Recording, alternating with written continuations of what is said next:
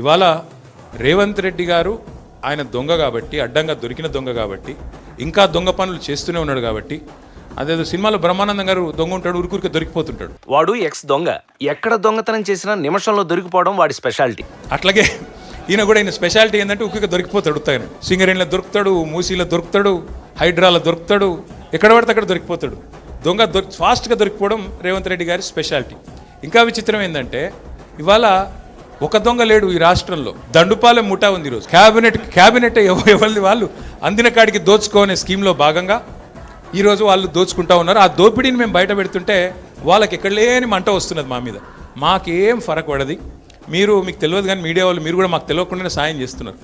మీరేమనుకుంటారంటే ముఖ్యమంత్రి చెప్పిండు, మేము ఇట్లా కేసు నోటీసులు వచ్చినాయి, మరి వీళ్ళని ఏదో విచారిస్తున్నారు అని చెప్పి లోపల మేము బొంగనే ప్లేట్ బ్రేకింగ్లు పెట్టి గుచ్చి అడుగుతున్నారు, కుచ్చి అడుగుతున్నారు అని మీరు పెడతారు. మాకేం బాధ లేదు, ఎందుకంటే 100 కోట్ల పబ్లిసిటీ మీరు ఫ్రీగా మాకు ఇస్తున్నారు.